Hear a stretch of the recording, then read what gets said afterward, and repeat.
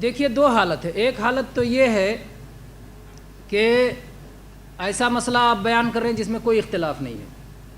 جب کوئی اختلاف نہیں ہے تو وہاں ثبوت نہ بھی پیش کیا جائے تو کوئی مسئلہ نہیں ہے، کیونکہ یہ متفق علیہ مسئلہ ہے نا. تو جن مسائل میں اختلاف نہیں ہے اور بیان کرنے والے کا اعتبار ہے، تو اگر وہ حوالہ دیے بغیر، ریفرنس دیے بغیر بھی بیان کرتا ہے تو کوئی بات نہیں. لیکن ایسے وقت میں جب کہ اختلاف ہو اور مسائل میں حل تک ہمیں پہنچنے کی ضرورت ہے تو اس وقت دلیل کے بغیر ہم حل تک نہیں پہنچ سکتے. مثال کے طور پر باہر ایک گاڑی کھڑی ہے اور ایک آدمی کہتا ہے یہ میری گاڑی ہے اور دوسرا کہتا ہے نہیں یہ آپ کی گاڑی نہیں ہے، یہ میرے دوست کی گاڑی ہے، یہ آپ کی گاڑی نہیں ہے. اب جو کہہ رہا ہے کہ میری گاڑی ہے، اگر وہ ثبوت نہیں پیش کرے گا تو مسئلہ حل کیسے ہوگا؟ جو دعویٰ کرے اس کو دلیل پیش کرنا ہوگا. تو ایسے مواقع پر دلیل پیش کرنا ضروری ہے. ایسے مواقع پر آپ دعویٰ کر کے گزر نہیں سکتے. لیکن جہاں پر ایسی بات نہیں ہے وہاں پر اگر ایک عالم ہے، معتبر ہے اور آیات کو باقاعدہ پڑھ رہا ہے، ضروری نہیں کہ وہ آیت نمبر بھی بتائے. احادیث کو باقاعدہ وہ عربی میں پڑھ رہا ہے تو ضروری نہیں ہے کہ وہ نمبر بھی بتائے، کیونکہ احادیث کے پہلے تو نمبر نہیں لگائے، اب تو نمبر لگائے جانے لگے ہیں.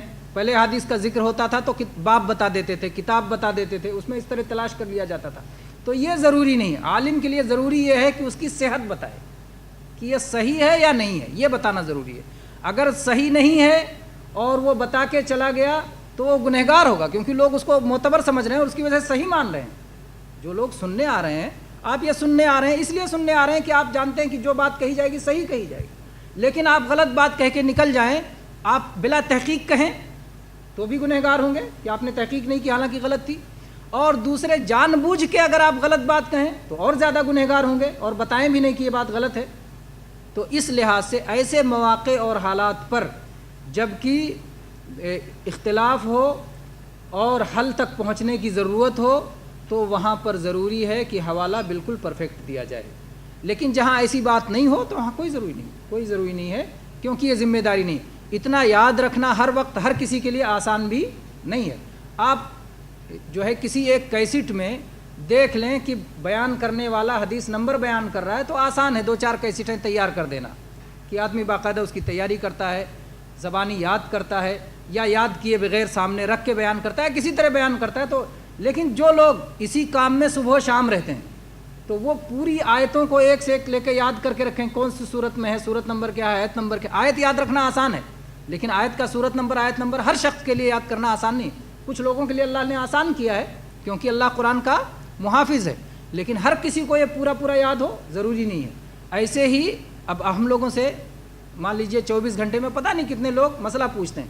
اگر ہم ہر مسئلے میں آیت بتانے کا التزام کریں، پابندی کریں اور حدیثوں میں حدیث نمبر اور یہ بتانے کا التزام کریں تو یہ بہت مشکل ہوگی. اور یہ سلف کا اسی لیے طریقہ بھی نہیں تھا، علماء کرام کا آج بھی یہ طریقہ نہیں ہے. وہ کہہ دیتے ہیں اس تعلق سے قرآن پاک میں بیان آیا ہے، اس تعلق سے صحیح حدیث میں بیان آیا ہے، اور یہ ان کی ذمہ داری ہوتی ہے کہ اگر وہ ثبوت چاہے گا تو آ کر کے ان سے ثبوت لے لے گا جس وقت چاہے گا. ہر وقت بیان کرنا ضروری نہیں ہوتا ہے. جیسے نوٹ پہ لکھا رہتا ہے کہ گورنر ادا کرنے کے لیے تیار ہے، اس کے میں جو رقم لکھی ہوئی ہے وہ اصل میں جو کاغذ ہے وہ قیمت نہیں ہے، قیمت کوئی اور چیز ہے جس کا بدل یہ کاغذ ہے. اس پہ لکھا رہتا ہے کہ دھارک کو یا جو یہ نوٹ لیے ہوئے ہے حامل حاضہ کو جو ہے بینک ادا کرے گا وقت پر. تو یہی معاملہ ہے کہ جو عالم ہے اس کی ذمہ داری ہے کہ جس وقت پوچھا جائے گا تو اس وقت اسے دلیل کے ساتھ اس بات کو سمجھانا بتانا ضروری ہوگا، کیونکہ اختلاف سے ہم حل پر اسی نتیجے میں پہنچ سکتے ہیں. چنانچہ آپ دیکھیں صحابہ کرام کے درمیان اختلاف ہوا، اختلاف کیسے حل ہوا؟ حدیثوں کے بیان کرنے سے حل ہوا. کیا کیا اختلاف ہوا؟ 2-4 مثالیں لے لیتے ہیں.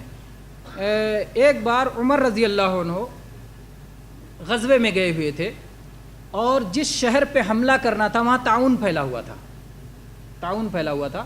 صحابہ کرام میں اختلاف ہو گیا. کسی نے کہا کہ دیکھیے شہر میں طاعون پھیلا ہوا ہے، اس میں حملہ کرنے کا مطلب اپنے آپ کو موت کے منہ میں ڈھکیلنا ہے، بیماری پھیلتی ہے تو ہم لوگ بھی اس کا شکار ہو سکتے ہیں. یہ عمر رضی اللہ عنہ کی رائے تھی. صحابی ابو عبیدہ بن جراح رضی اللہ عنہ کہتے ہیں تقدیر سے بھاگتے ہو، تقدیر میں ہوگا تو ہوگا، نہیں ہوگا چلو حملہ کرو. تو عمر رضی اللہ عنہ نے کہا کہ ابو عبیدہ آپ کو میں سمجھدار انسان سمجھتا تھا، آپ نے ایسی بات کہی، کاش آپ کے سوا کسی اور نے کہا ہوتا۔ آپ یہ بتاؤ کہ اگر آپ نے اپنے اونٹ کو گھاس میں چھوڑا ہے تو بھی اللہ کی تقدیر سے چھوڑا ہے، اور ایسی جگہ جا کے چھوڑ دیا جہاں گھاس نہیں ہے تو بھی اللہ کی تقدیر سے چھوڑا ہے، تو آپ کو چھوڑنا کہاں چاہیے؟ گھاس والی جگہ میں چھوڑنا چاہیے۔ تو عمر رضی اللہ عنہ نے گویا سمجھایا کہ ہمیں تقدیر کا علم نہیں ہے، اس لیے تقدیر کے حساب سے ہم کوئی فیصلہ نہیں کر سکتے، تقدیر کے حساب سے ہم کوئی فیصلہ نہیں کر سکتے، ہمیں احتیاط کرنا ضروری ہے۔ اس لیے احتیاط کے طور پر ہم کہیں گے کہ یہاں پر تعاون ہے اس لیے ہم نہ جائیں۔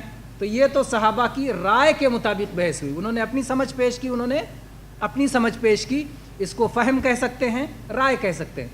اس کے بعد میں عبد الرحمن ابن عوف رضی اللہ عنہ جو اس وقت نہیں تھے اس بحث کے موقع پر، وہ آئے اور انہوں نے کہا انی لاجد فیہ علما، اس معاملے میں میرے پاس علم موجود ہے۔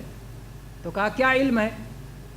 کہا میں نے جناب محمد الرسول اللہ صلی اللہ علیہ وسلم کو فرماتے ہوئے سنا ہے کہ اگر کسی سرزمین پر طاعون پھیلا ہو تو وہاں نہ جاؤ، اور اگر طاعون پھیل جائے تم وہاں موجود ہو تو باہر نہ نکلو۔